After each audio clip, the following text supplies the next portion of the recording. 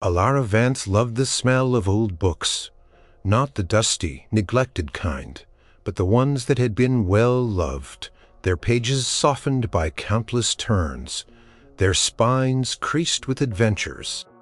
Her local library was her sanctuary, a quiet haven filled with possibilities she could only dream of.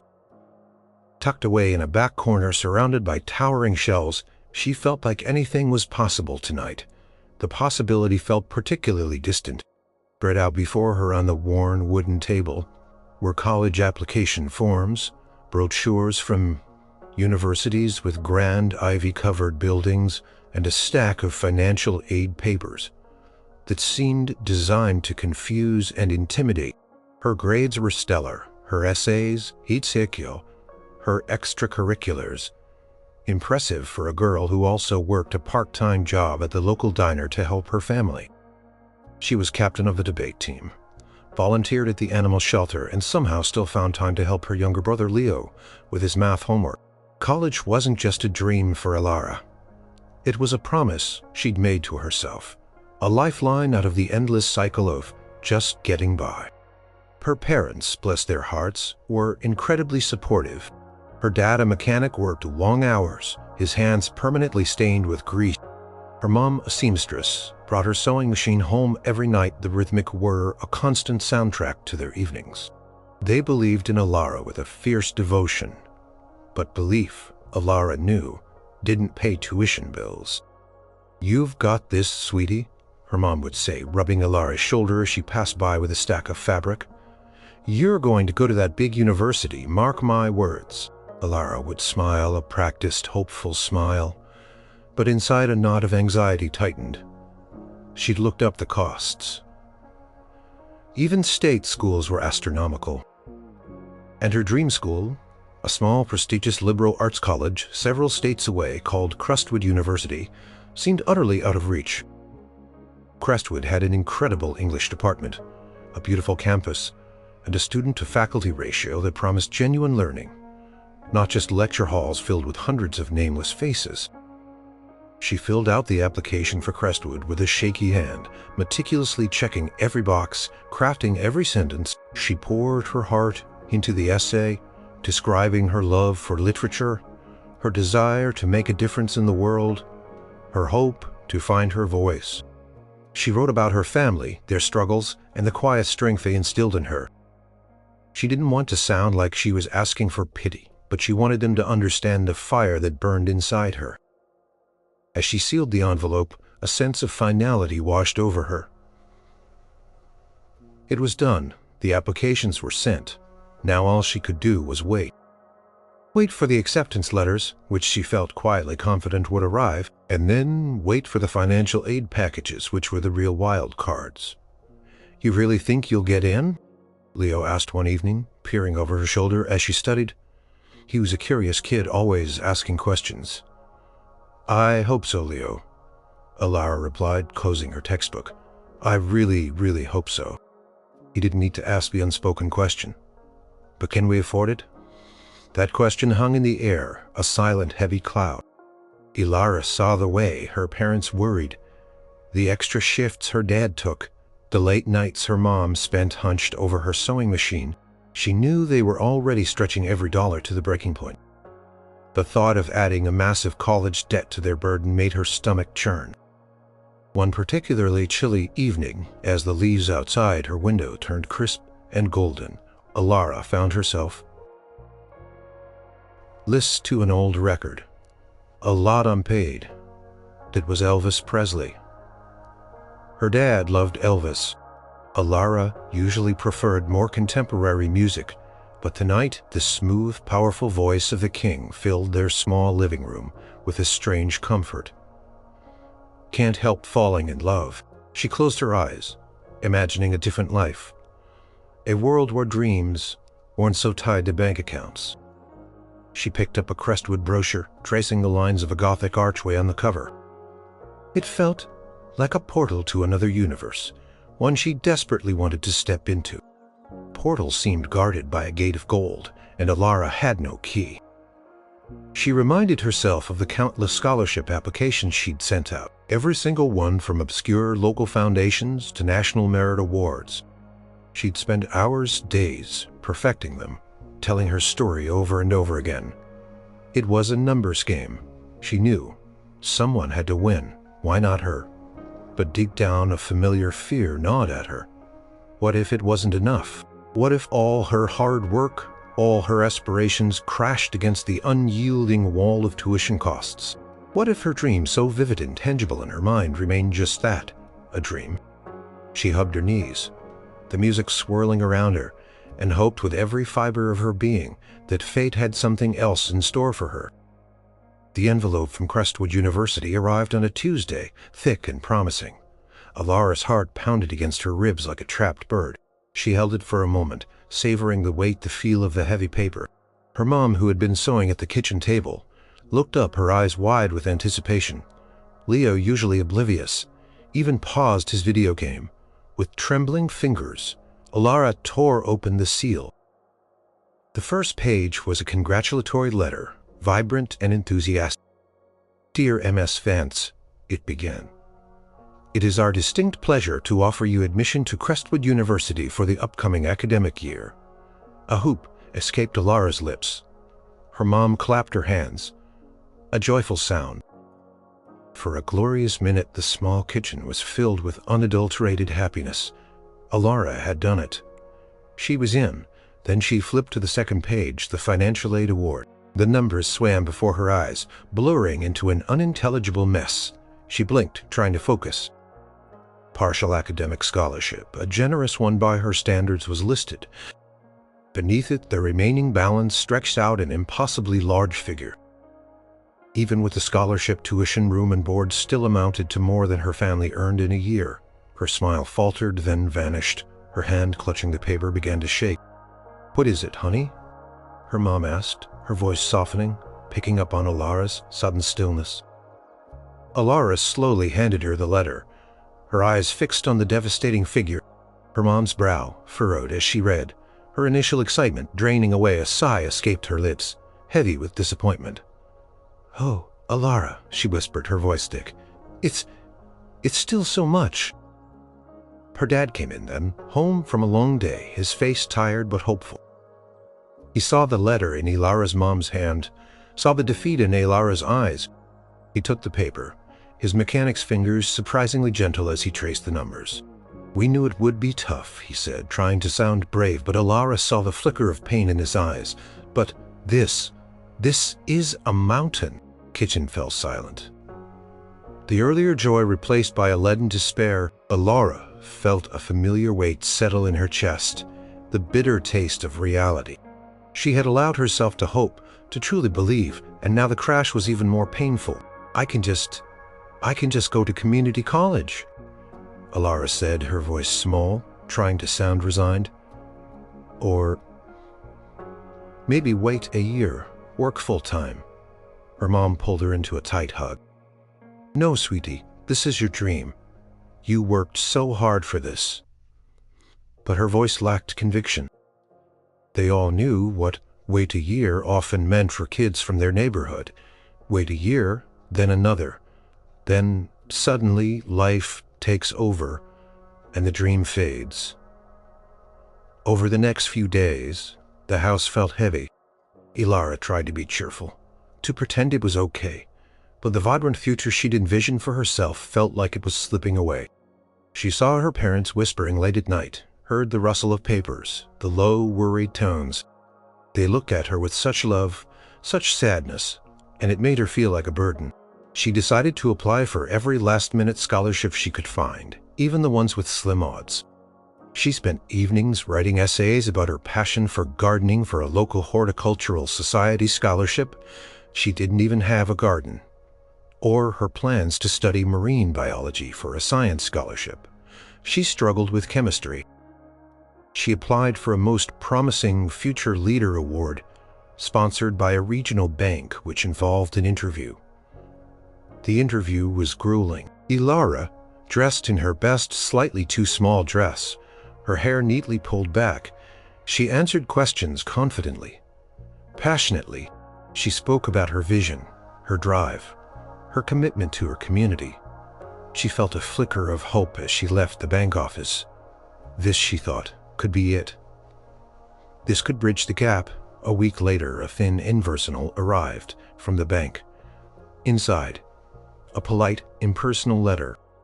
Elara crumpled the letter in her hand, the paper feeling thin and flimsy like her hopes. She went to her room, shut the door, and for the first time in a long time she cried, not quiet tears, but angry, frustrated sobs that shook her shoulders. It wasn't fair. She had done everything right. She had worked hard, excelled, dreamed big. But it wasn't enough. It never seemed to be enough. The idea of Crestwood, the ivy, the quiet libraries, the stimulating classes, felt like a cruel mirage. She could almost feel the weight of the books in her hands, the intellectual discussions filling the air. But it wasn't for her. The gate was locked and she had no key, no secret passage. She was stuck outside watching her future fade with each passing day. The deadline to accept admission was fast approaching, and she knew what her answer would have to be. It was a crushing, irreversible defeat. The air in the Vance household was thick with unspoken sadness. Elara had drafted a polite email to Crestwood, explaining that due to financial constraints, she wouldn't be able to accept their offer of admission. It was the hardest thing she'd ever had to write. Each word a concession, a surrender of a dream. She hadn't sent it yet, but it sat in her drafts folder, a constant reminder of her defeat. A few days later, a plain, unassuming envelope arrived in the mail. It wasn't the thick official kind, nor was it addressed with fancy calligraphy. Just a standard white envelope, typed address, no return label.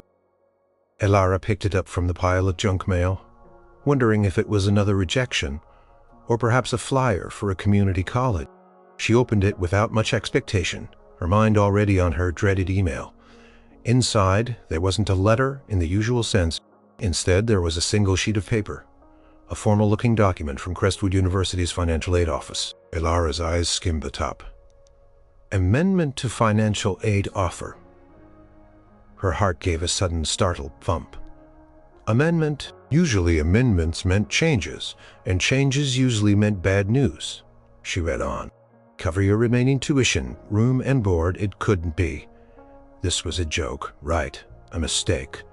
Her mind raced. She checked the name again. Elara Vance. Her name. She looked at the date, the official seal of the university. It looked legitimate. She practically ran to the kitchen where her mom was ironing. Mom, look at this. Her mom, startled by Elara's urgency, took the paper. She read it slowly, her brow furrowing, then smoothing out as she understood. Her eyes widened. Anonymous donor. Elara, what is this? Her dad walked in just then, drawn by the unusual commotion. Took the paper, reading it with a growing sense of disbelief. It says everything is covered for the first year, he murmured, his voice hushed. Everything? They looked at each other, a silent question hanging between them. Who? How? Why? Is it a scam? Elara's mom asked. Ever practical? It's from the university's financial aid office, Elara pointed out, her voice still shaky. It looks real. Her dad picked up the phone. I'm calling Crestwood, he announced. We need to confirm this.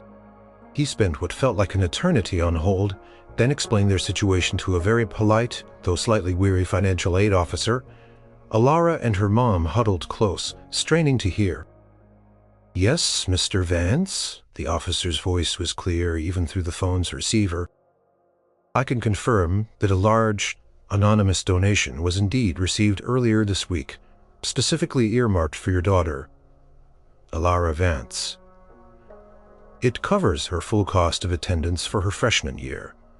Congratulations, Mr. Vance. Her dad hung up the phone, his face a mixture of shock and profound relief. He simply stared at Elara, then at her mom.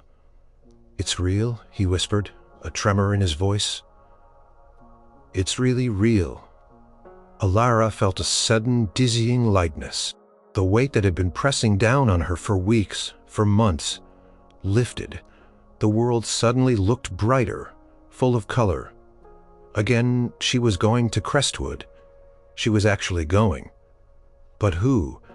The question persisted, echoing in her mind. Who would do something so incredibly generous and anonymously? It wasn't a relative. They didn't have any wealthy relatives. It wasn't a family friend. They knew all their friends, and none were in a position to give such a sum. Maybe it's one of those big foundations, her mom suggested, still bewildered. They do things like this, don't they? But it said, a donor. Elara mused. Not a foundation. They speculated for days. Was it someone her dad had helped with a car repair, who now had money? Someone her mom had sewn a special dress? For it seemed unlikely for such a large sum. There was no note, no card, no message beyond the university's confirmation. Just the undeniable fact that her dream, once shattered, had been miraculously restored. Elara sat at her desk that night, the Crestwood brochure in her hand. But this time the images of the campus didn't feel like a mirage. They felt real, tangible. She traced the Gothic archway again, a sense of awe washing over her. She felt an overwhelming wave of gratitude towards this unknown person. They had seen her truly, seen her and given her a chance. When she had almost given up hope, the mystery, however, lingered. It was a soft hum in the background of her joy. Who was this guardian angel, and why? She knew she might never find out, but the thought of this anonymous benefactor, out there somewhere, filled her with a strange, deep warmth. It was a secret shared only between her and this unseen giver, a secret that had opened the door to her future. Elara Vance arrived at Crestwood University in the humid haze of late August, feeling like she was stepping into a dream. The campus was even more beautiful than the brochures. The stone buildings steeped in history, the sprawling green quads buzzing with new students. She unpacked her meager belongings in her dorm room, sharing a space with a bubbly girl named Chloe, who talked a mile a minute. Her first year was everything she'd hoped for. Classes were challenging but exhilarating. She devoured books, debated theories, and found herself thriving in the intellectually stimulating environment. She made friends, joined the campus newspaper, and explored every corner of the charming college town. Yet, amidst the excitement and the hard work, the mystery of her anonymous benefactor was a constant, quiet hum in the background of her thoughts. Every time she paid for books, or had a meal in the dining hall, or simply walked across the picturesque campus, she was acutely aware that none of it would be possible without this unknown person. As the end of her freshman year approached, a familiar anxiety began to creep in. The anonymous donation had covered only her first year. What about the next? She tried to push the worry away, focusing on her studies, but it was always there, a tiny shadow threatening to eclipse her newfound happiness. Then, a week before the tuition deadline for her sophomore year, another plain envelope arrived. This one was delivered directly to her P.O. box on campus, marked Financial Aid Office. Her heart caught in her throat as she tore it open. Inside, another confirmation from Crestwood. We are pleased to inform you that the generous anonymous donor has again provided the necessary funds to cover your tuition, room, and board for the upcoming academic year. A wave of relief so profound nearly buckled her knees, washed over her. It wasn't a one-time gift. This person was committed. Tears pricked her eyes. She sat on the floor of the campus post office, clutching the letter, feeling overwhelmed by gratitude. She tried discreetly to ask the financial aid office again. Is there any way I could send a thank you note? She asked the kind woman behind the counter, Ms. Henderson, just to express my appreciation.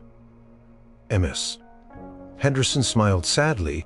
I wish I could help you, dear, but our policy on anonymous donations is very strict. The donor explicitly requested no contact. We can't even confirm their identity to anyone. She wanted to thank them, to let them know how much their kindness meant. She even considered writing a general thank you note and asking Ms. Henderson if she could forward it. But she knew it would be a breach of trust. Chloe, Her roommate noticed Elara's quiet moments of contemplation. "Still wondering about your secret admirer?" she teased gently one evening. As Elara stared at her ceiling, "He's not an admirer, Chloe," Elara corrected. "He's literally saving my future. And yeah, I am. It's just, who does something like this, and I don't even know who they are?" Chloe, ever the realist, shrugged. "Maybe they're some super rich, eccentric, or someone who wants to make the world a better place but hates the spotlight." Elara agreed. But the thought of her agreed. She wanted to understand the motivation behind such extraordinary generosity. Over the next few years, the pattern continued. Every summer, just before the tuition deadline, the anonymous payment would arrive. It became a quiet ritual, a source of unwavering support that allowed Elara to fully immerse herself in her studies. Without the gnawing worry of financial ruin, she excelled, graduating with honors, deeply respected by her professors and peers. She sometimes looked at the few physical letters that accompanied the university's confirmations, usually just a slip from the financial aid office, but occasionally a very plain, small note typed, saying something simple like, "Keep up the good work," or "Your future is bright." These notes were always on crisp, unadorned white paper. No letterhead, no distinctive mark, no signature. Only a postmark from the university town itself, meaning the letter had been sent locally after the payment was confirmed. She would sometimes hold these slips of paper, wishing they could tell her more. Her parents were overjoyed at her graduation. "You did it, Elara," her dad said, his eyes moist with pride. "You made it happen." "We did it," Elara corrected, hugging them both tightly. "And someone else did too. Someone we don't even know." As she packed her belongings to leave Crestwood, a profound sense of gratitude mixed with a lingering curiosity settled over her. She was a success, poised to start her career all thanks to a ghost. The anonymous donor had been a constant benevolent shadow throughout her college journey. And while she was immensely thankful, a part of her knew she couldn't let the mystery rest forever. She had to try one day to find out who had given her this incredible gift. Her future was bright, just as a mysterious note had said, and a big part of that brightness was fueled by a secret act of kindness. She was determined to unravel. Elara Vance found her footing quickly after graduation. With her Crestwood degree, she landed an entry-level position at a non-profit organization dedicated to literacy programs for underprivileged children. It was fulfilling work, aligning perfectly with her desire to make a tangible difference in the world. She rented a small apartment, bought sensible furniture, and started building a life independent of her parents. Life was good. She was financially stable, passionate about her work, and had a supportive circle of friends. Yet the question of her anonymous benefactor remained. It wasn't an obsession, not anymore, but a quiet, persistent hum in the background of her thoughts, like a half-remembered melody that would surface at unexpected moments. When she helped her own name to a check, when she helped a young student struggling with reading, when she simply paused to appreciate the life she was building, she tried to rationalize it. Some people just like to give. They didn't want thanks, didn't want recognition. And this person had certainly made a difference in her life, a monumental one. The sheer scale of the gift, 4 years of full tuition, room and board at a prestigious university, felt too personal to be simply a random act of charity. It was targeted, consistent, and sustained. Who was this person? One rainy Saturday, a year after graduation, Elara was reorganizing some old boxes from her college days. She unearthed a stack of tuition statements, financial aid award letters, and those few plain typewritten notes from the university confirming the anonymous payments. She sat on the floor, flipping through them. Each document was a testament to the incredible generosity she had received. As she looked closer at the financial aid statements, she noticed a detail she hadn't paid much attention to before. While most payments were listed as anonymous donor, university fund, A couple of the earlier ones, particularly the very first one that covered her freshman year, had slightly more specific details. They mentioned a bank, deposit via trust account 401, First Tennessee Bank, Memphis branch. Memphis, the name jumped out at her. She'd remembered seeing a Memphis postmark on one of the very first sparse notes that had arrived at her home as perhaps a central processing location. First found this Tennessee Bank, Memphis branch, specifically. That felt like a clue. A real one. A spark of determination, eh? She had. Mommy. She owed it to herself, and more importantly to her benefactor, to at least try to uncover the truth, not out of a sense of obligation, but out of a profound need to understand, to properly acknowledge the person who had so profoundly shaped her life. She started her research. She called First Tennessee Bank, explaining a vague story about wanting to trace an old family trust account, but they, of course, couldn't give her any information without specific account numbers and legal documentation. It was a dead end, but a useful one. Confirmed the bank was real, and that the payments had indeed come from a trust which often suggested a legacy or an ongoing fund managed by a third party. She then went through every piece of paper she had. The first official letter from Crestwood about the anonymous gift, the follow-up letters each year, the sparse typewritten notes. She used a magnifying glass searching for watermarks, unusual paper fibers, anything distinctive, nothing obvious. The notes were always typed. Standard font, no signature, no personal message. Beyond the brief confirmations, the paper was plain, white, and seemed unremarkable. It felt like searching for a needle in a haystack, but the idea of Memphis clung to her. Why Memphis? It wasn't a random city, it was a place with a very specific iconic identity. She thought about her dad's old Elvis records, the way his music filled their small house. Elvis Presley, the king, he was from Memphis. It was a silly, wild thought, of course. Why would Elvis Presley, the Elvis Presley, legendary superstar, have anonymously paid for a random girl's college tuition? He was known for his generosity, certainly for giving away Cadillacs and wads of cash, but this felt different. It was a sustained, silent commitment. But something within her insisted she pursue it. She decided to take a week off work. She would book a flight to Memphis. She would start by visiting First Tennessee Bank, even if they couldn't help her, just to see the branch. She would walk the streets, soak in the atmosphere. Maybe, just maybe, something would click. The unresolved question had become a quiet quest. It was about connection, about understanding the selfless act that had reshaped her life. It was about finding the ghost who had walked beside her, silently guiding her for 4 broad years. And now it was time to put a face to the name, even if it seemed an impossible task. The flight to Memphis was surprisingly short, considering the emotional weight Elara carried. As the plane descended, the sprawling city unfurled beneath her, bathed in the golden light of the late afternoon sun. It felt strangely familiar, as if she had been here before, perhaps in a dream. Her first stop, after checking into a modest hotel, was the First Tennessee Bank branch she'd seen listed on her old statements. It was a modern building, sleek and unimposing. Inside it was bustling, filled with the quiet hum of financial transactions.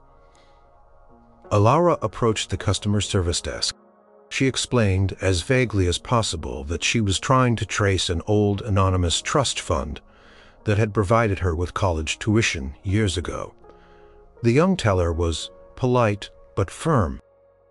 "I'm sorry, ma'am, but due to privacy regulations, we can't disclose any information about trust accounts to anyone not explicitly named as a beneficiary or trustee.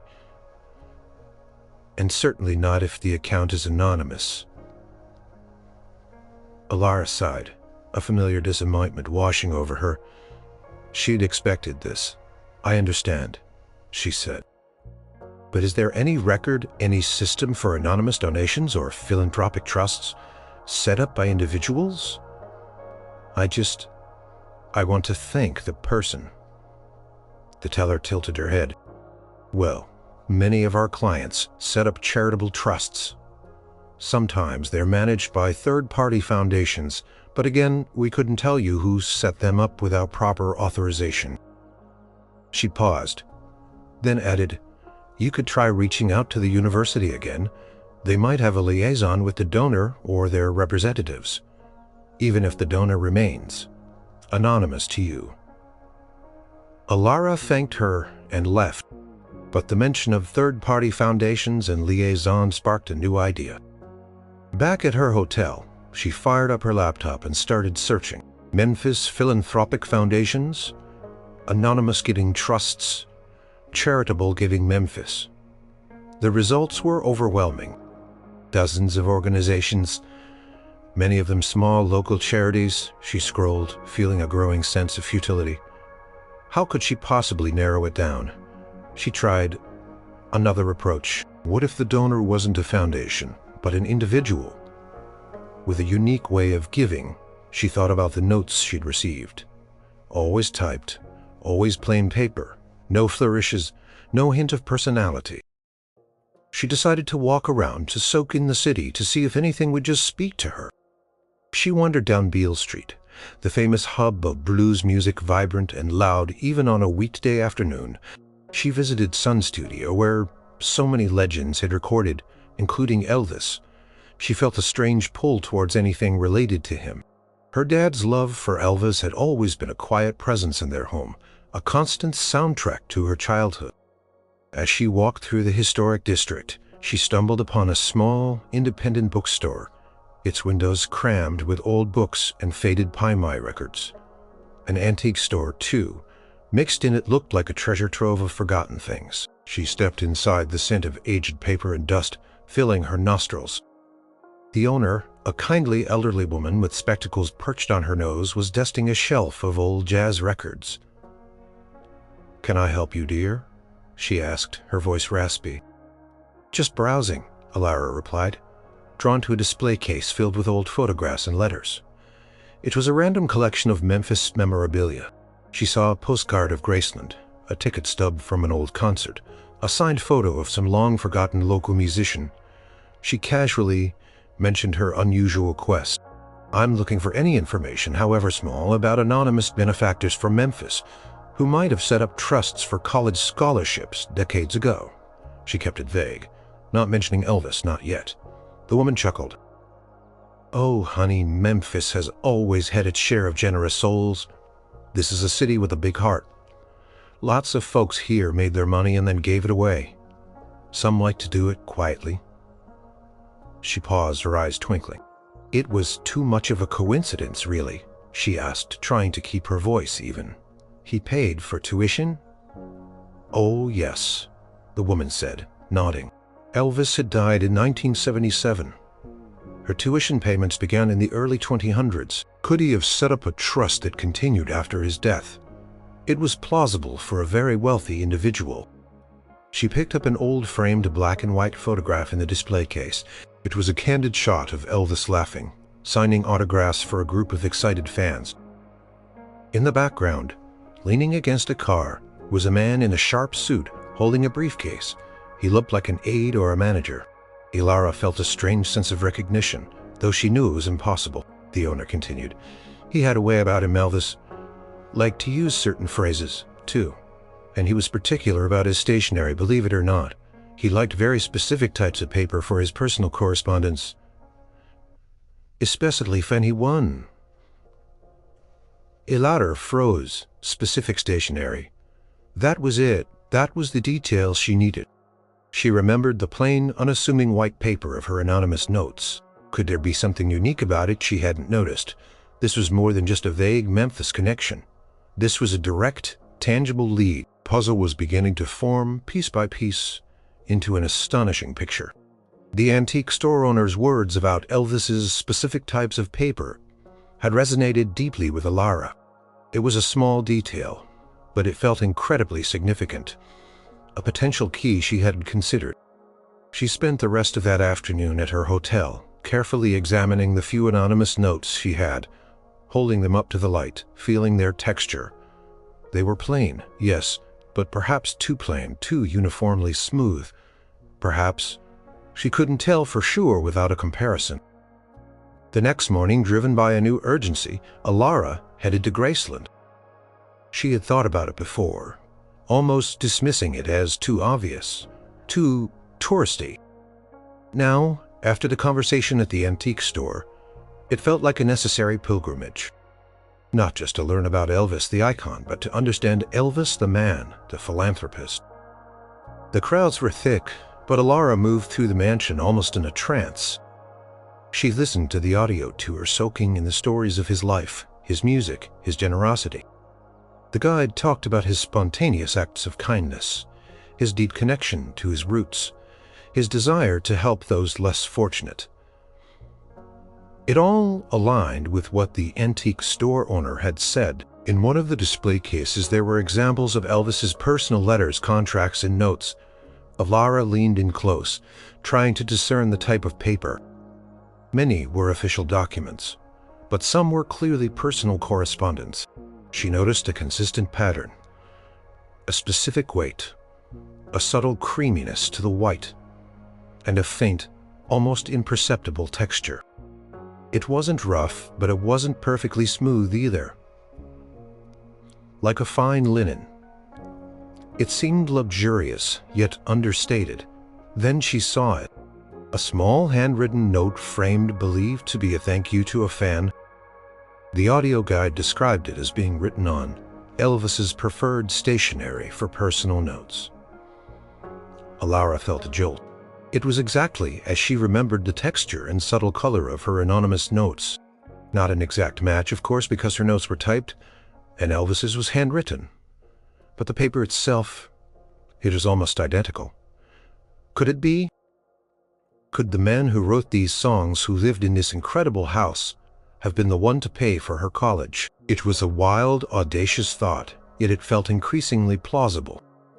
As she moved through the contemplative meditation garden, where Elvis and his family were laid to rest, Elara felt an overwhelming wave of emotion.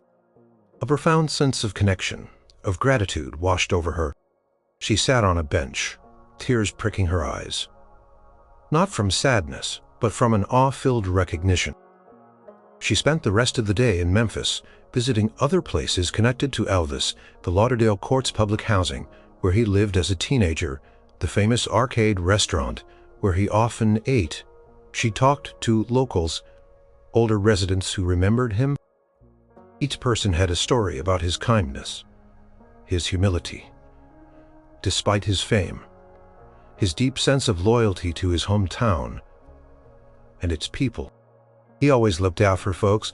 A man running a small souvenir shop told her, his eyes distant as he reminisced. Especially the quiet ones.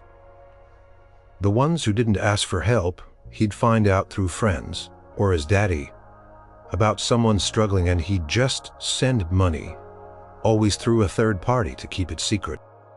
That aligned perfectly with the trust account at the First Tennessee Bank. Elara's mind raced, piecing together the fragments. Elvis's known generosity, the use of a trust account to maintain anonymity even after his death, and now the specific type of paper he preferred for his discreet personal correspondence. It was all adding up, creating an undeniable pattern. She remembered one of the earliest notes she'd received before she even left for college. It was a small, separate slip of paper accompanying the official university letter, confirming the first payment. It had only 2 words typed on it: "Keep going." At the time, she thought it a nice, simple encouragement from the financial aid office. But now it felt different. It felt personal. She thought of her dad's old records, the way Elvis's voice had filled their home, comforting her even when she was despairing about college. It felt like a bizarre, beautiful twist of fate. King of rock and roll, whose music had been a backdrop to her childhood, had also been the silent architect of her future. The air in Graceland seemed to whisper his legacy of kindness, not just his musical genius. Elara left, feeling invigorated, a sense of purpose guiding her. She had a theory, a powerful one. Now she needed the final, irrefutable piece of evidence. She needed to find a definitive link between the particular stationery, the trust, and Elvis Presley himself. It felt like she was on the precipice of an astonishing discovery.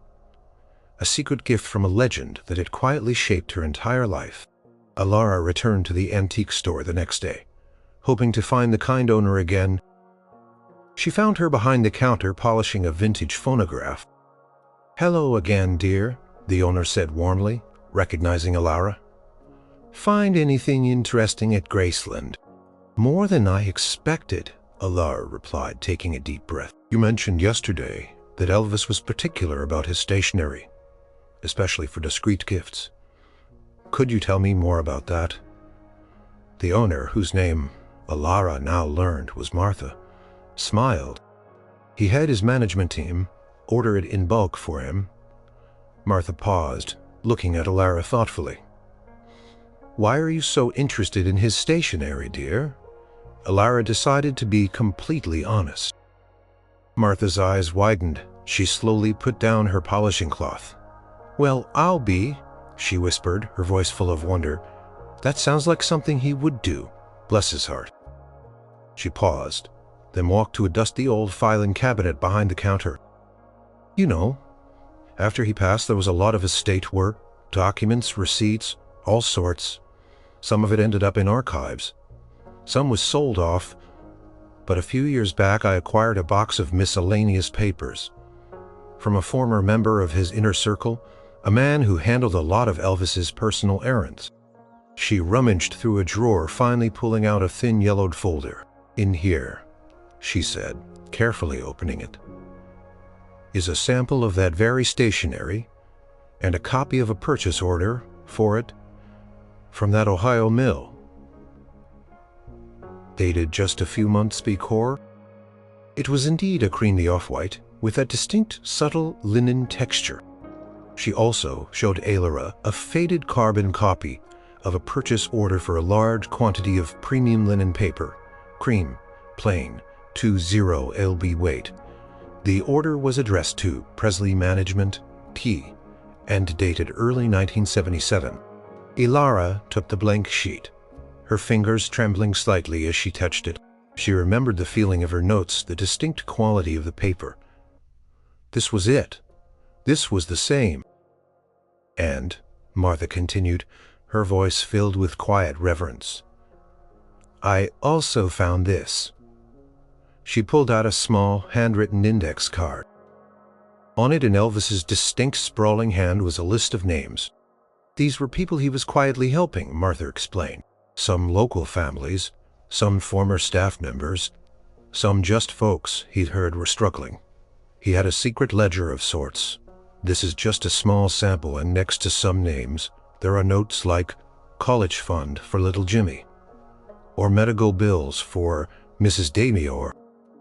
Were any of these people by any chance connected to a university in another state, or just specific individuals who needed help getting an education?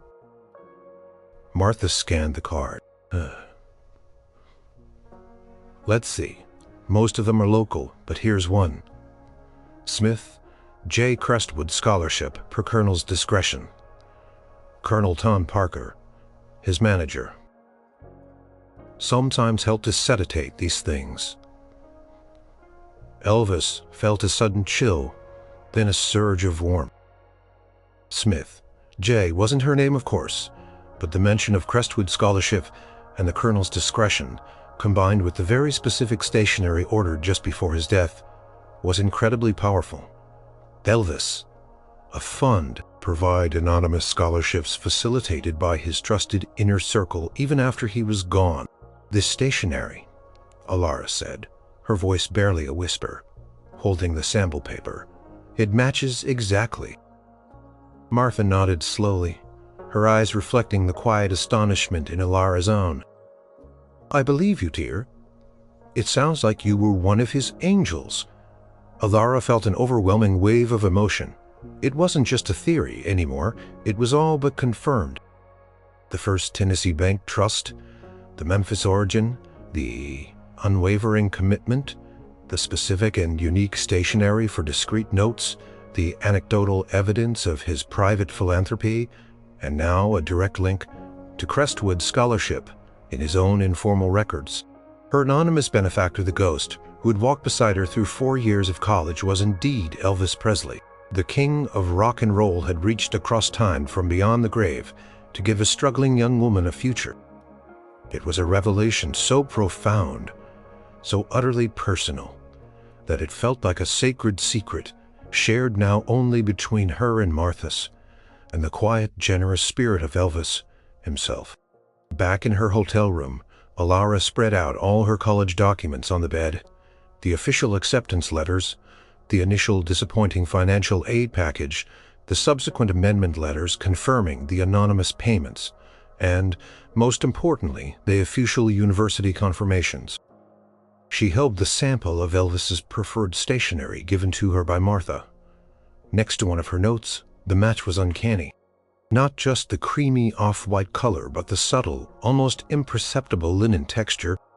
She felt the paper between her fingers, comparing it to the sample. It was identical, but she needed more. Something undeniably definitive. She remembered Martha mentioning that Elvis sometimes used certain phrases or Elvis-isms. Elara scanned her notes again. They were mostly simple. Keep going, your future is bright, continued support. Nothing particularly Elvis-like there. Then she remembered the very first note, the one that had arrived with the initial financial aid amendment, the one that had pulled her back from the brink of giving up on college. It had been brief, just 2 words. She found the crumpled, well-worn slip of paper, carefully smoothed it out. Thank you very much." Elara stared at it. Thank you very much." It was a phrase so quintessentially Elvis, so iconic, that it almost seemed too on the nose. But then she thought about it. The anonymous nature of the gift, the typed message. He wouldn't have signed it, wouldn't have used his name. But he might have added a subtle, almost playful nod to his identity, knowing that no one would ever suspect. It was a private joke, a hidden signature, only he would know. Her hands trembled as she pulled up examples of Elvis's known typed letters and personal notes online, focusing on documents verified as authentic. She wasn't looking for handwriting anymore, her notes were typed.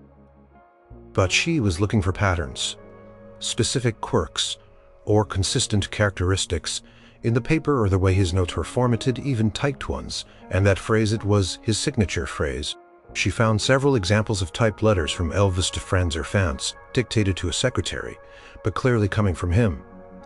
Many were on the same kind of creamy linen finish paper, and in one interview she found an old friend reminisced about Elvis's generosity, saying, "He'd do something wonderful for you, and then just smile and say, 'Thank you for doing him a favor.'"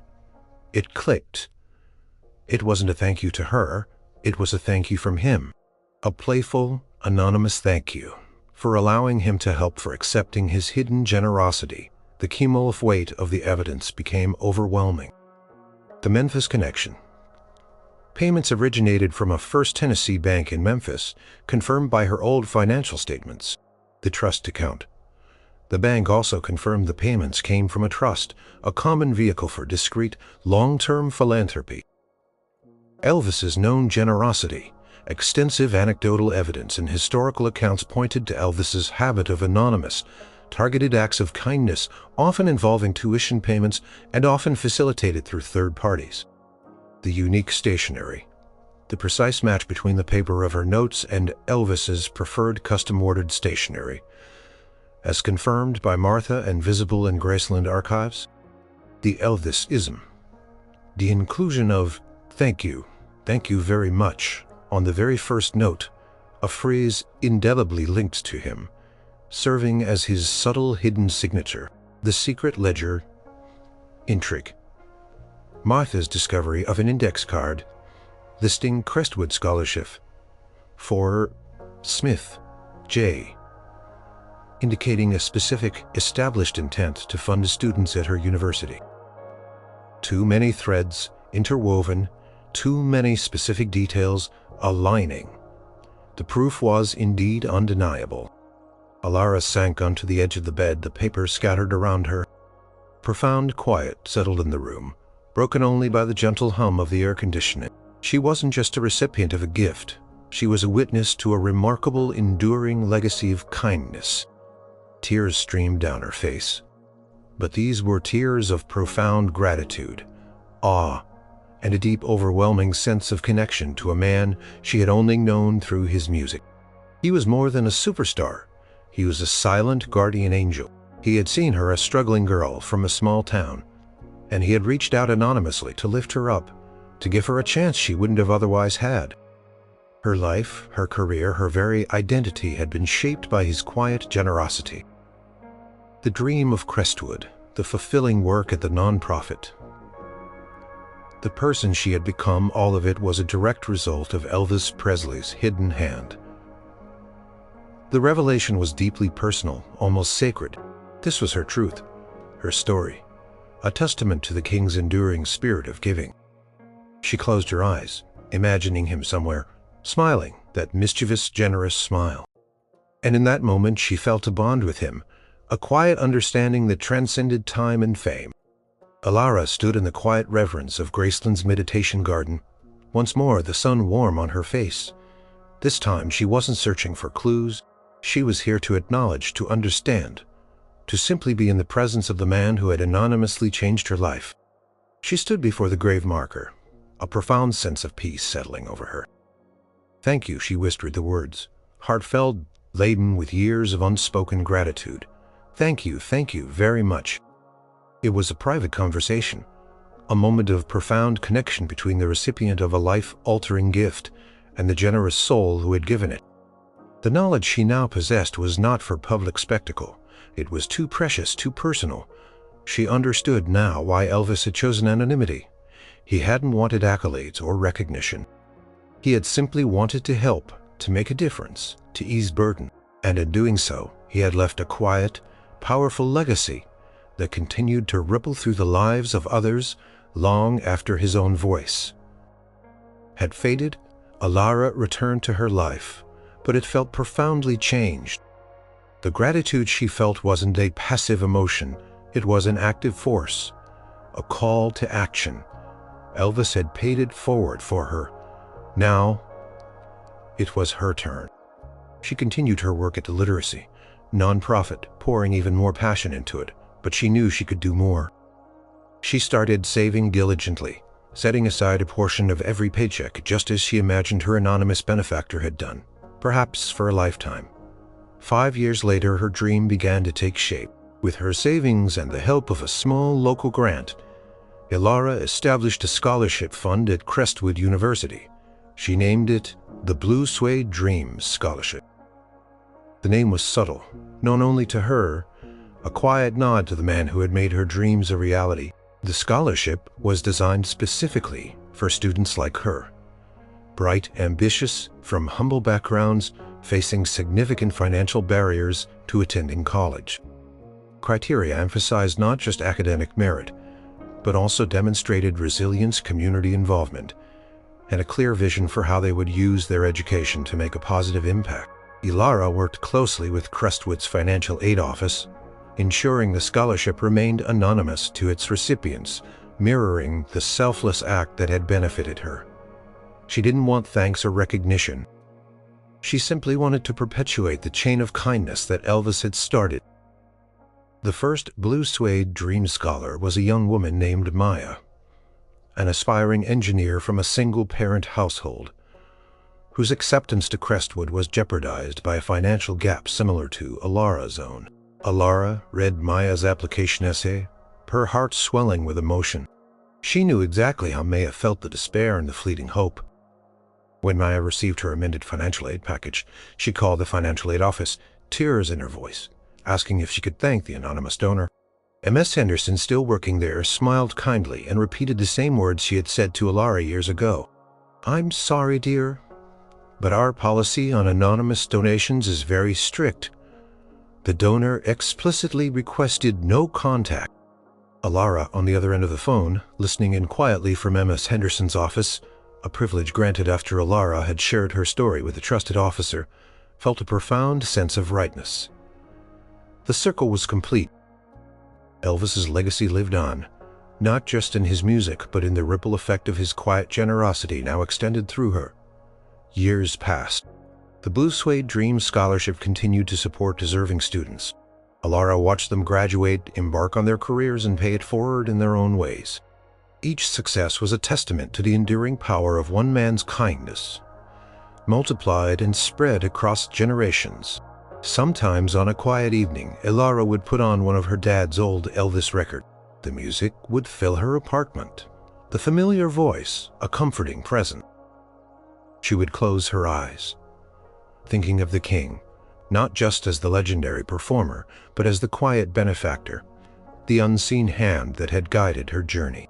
And in those moments, a warmth would spread through her, a deep, abiding gratitude for the undeniable proof of his generosity, a gift that had truly been, thank you very much, and which she, in turn, was ensuring would continue, touching lives for years to come. Elvis's song might have ended, but his melody of kindness played on a living legacy in the hearts and minds of those whose dreams he had helped fulfill.